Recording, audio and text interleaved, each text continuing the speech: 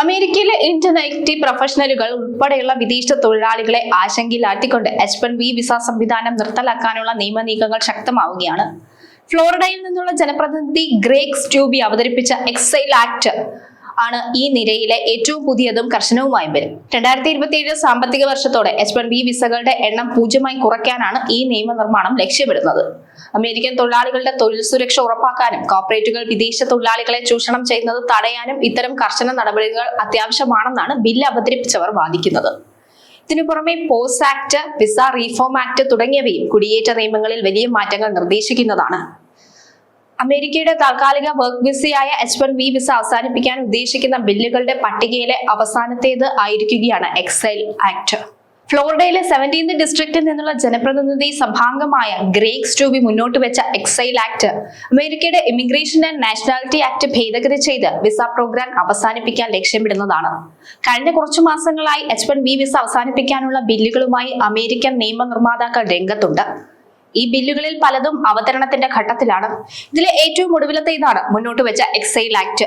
Exile act എന്നുള്ളത് ending exploitative importer labour exemption എന്നതിന്റെ ചുരുക്കപ്പേരാണ്. ഇത് ഇമിഗ്രേഷൻ ആൻഡ് നാഷണാലിറ്റി ആക്ട് ഭേദഗതി ചെയ്യാനും H-1B വിസ പ്രോഗ്രാം അവസാനിപ്പിക്കാനും ലക്ഷ്യമിട്ടുള്ളതാണ്. 2027 സാമ്പത്തിക വർഷത്തിന്റെ തുടക്കത്തോടെ H-1B വിസകളുടെ എണ്ണം 0 കുറയ്ക്കാനാണ് ഈ നിയമനിർമ്മാണം നിർദ്ദേശിക്കുന്നത്. അമേരിക്കൻ പൗരന്മാരുടെ ക്ഷേമത്തിനും അഭിവൃദ്ധിക്കും മുകളിലായി വിദേശ തൊഴിലാളികൾക്ക് മുൻഗണന നൽകുന്നത് സമ്പദ്ഘടനയും മൂല്യങ്ങളെയും ദേശീയ താല്പര്യങ്ങളെയും എല്ലാം ഹനിക്കുമെന്നാണ് ഗ്രേഗ് സ്റ്റ്യൂബി പറഞ്ഞു വെക്കുന്നത്. H-1B വിസ മൂലം അമേരിക്കക്കാർ നേരിട്ട തൊഴിൽ നഷ്ടത്തെക്കുറിച്ചും ഗ്രേഗ് സ്റ്റ്യൂബി സൂചിപ്പിക്കുന്നുണ്ട്. ഇതിൽ മൈക്രോസോഫ്റ്റിനും ഡിസ്നിയും അടക്കം ജോലി ചെയ്തിരുന്ന അമേരിക്കക്കാർക്ക് H-1B വിസ മൂലം ജോലി നഷ്ടപ്പെട്ട കാര്യവും ഉന്നയിക്കുന്നുണ്ട്.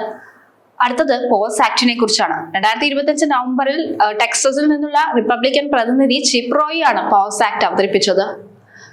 പോസ് എന്നുള്ളത് pausing on admission until security ensured എന്നതിന്റെ ചുരുക്കപ്പേരാണ്. ഇത് H-1B വിസയെ മാത്രം ലക്ഷ്യമിടുന്നില്ല, മറിച്ച് എല്ലാ കുടിയേറ്റങ്ങളെയും താൽക്കാലികമായി നിർത്തലാക്കാൻ ആവശ്യപ്പെടുന്നതാണ്. എങ്കിലും ഇത് H-1B വിഭാഗം അവസാനിപ്പിക്കാനും നിർദ്ദേശിക്കുന്നുണ്ട്.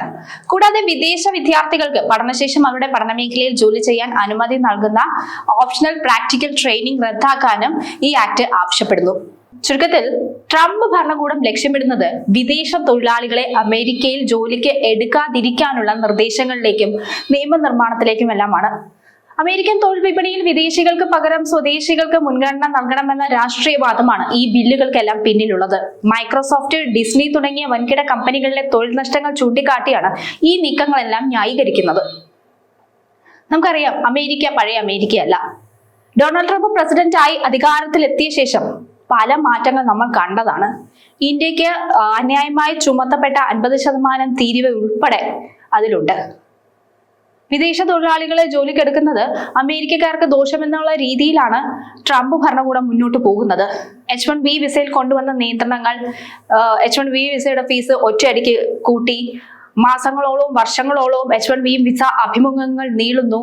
ചുരുക്കത്തിൽ അമേരിക്കയിലേക്ക് വിദേശ തൊഴിലാളികളെ എടുക്കാതിരിക്കാനും ഉള്ളവരെ തിരിച്ചയക്കാനും ഒക്കെയുള്ള നിയമനിർമ്മാണത്തിലേക്കാണ് അമേരിക്കൻ ഭരണകൂടം കടക്കുന്നത്. ഈ ബില്ലുകളെല്ലാം നിയമമായി മാറുന്നതോടുകൂടി അമേരിക്കയിലേക്ക് പോവുക എന്നുള്ള പലരുടെയും സ്വപ്നം എന്നേക്കുമായി അടയപ്പെടും. അമേരിക്ക പഴയ അമേരിക്കയല്ല. ഇനി അമേരിക്കയിലേക്ക് പോവുകയും അവിടെ ജോലി ചെയ്യുകയും ഒക്കെ സ്വപ്നം കാണുന്ന ഒരുപാട് പേര് നമ്മുടെ നാട്ടിലുണ്ട്. അവരുടെ എല്ലാം കാര്യം അനിശ്ചിതത്വത്തിലാവും.